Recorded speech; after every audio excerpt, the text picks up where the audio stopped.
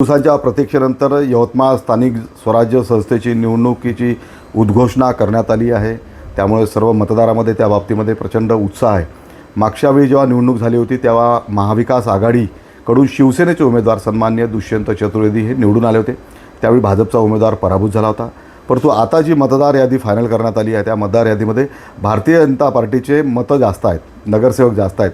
त्यामुळे स्वाभाविक या मतदारसंघावर भारतीय जनता पार्टीचा नैसर्गिक हक्क आहे आणि तो आमचा अधिकारी आहे. कार्यकर्त्याची तशी इच्छा पण आहे. त्यामुळे कार्यकर्त्यांच्या इच्छेचा, आकांक्षाचा सन्मान करून त्यांच्या मागण्या आम्ही पक्ष नेतृत्वाकडे देऊ आणि इथून भारतीय जनता पार्टीचा उमेदवार ही निवड. पक्षाला असं वाटणं साहजिक आहे की त्यांच्या पक्षाला ती उमेदवारी मिळावी. पण 2017 साली आणि 2020-21 मध्ये शिवसेनेचे जे विधान परिषद सदस्य आहेत ते निवडून गेले होते. त्यामुळे शिवसेनेची स्टँडिंग सीट असल्यामुळे या जागेवर शिवसेनेचा दावा असणं साहजिक आहे.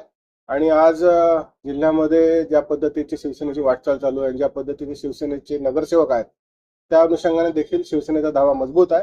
अर्थात या सर्व बाबतीत निर्णय हे महायुतीचे जे सर्व नेते आहेत, आमचे मुख्य नेते एकनाथरावजी शिंदे साहेब आहेत आणि महायुतीचे सर्व नेते बसून हे सर्व निर्णय घेणार आहेत. खरं पाहिलं तर इच्छुक हे आमचे जिल्ह्याचं जे नेतृत्व आहे आणि राज्याचे मूलधन आणि जलसंधारण मंत्री नामदार संजय राठोड यांच्याकडे जवळपास 9 ते 10 लोकांनी आतापर्यंत निवडणूक लढण्याची इच्छा व्यक्त केली आहे. पण भाऊंनी त्यांना तेच सांगितलं की शिवसेना मुख्य नेते एकनाथरावजी शिंदे साहेब यांच्याशी चर्चा केल्याशिवाय मला काहीही करता येणार नाही.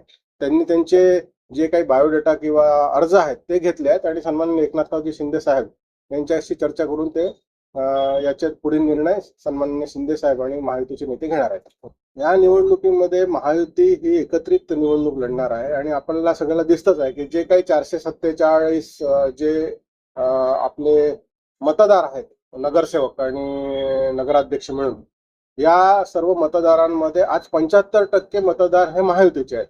म्हणजे शिवसेना, त्यानंतर भारतीय जनता पार्टी आणि राष्ट्रवादी काँग्रेस अजित पवार यांचे जवळपास 75%च्या आसपास मतदार असल्यामुळे ही निवडणूक निश्चितच महायुती जिंकणार आहे आणि निवडणूक एकतर्फी होईल असेच वातावरण या जिल्ह्यामध्ये आहे.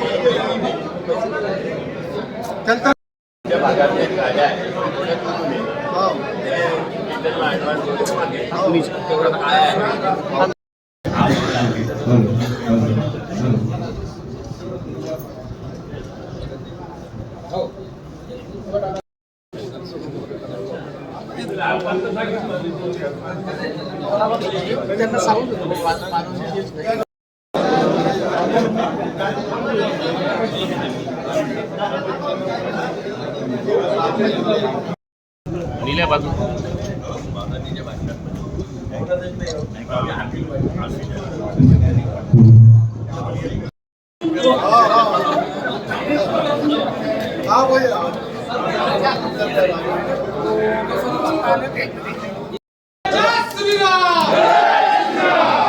जनता पार्टीचा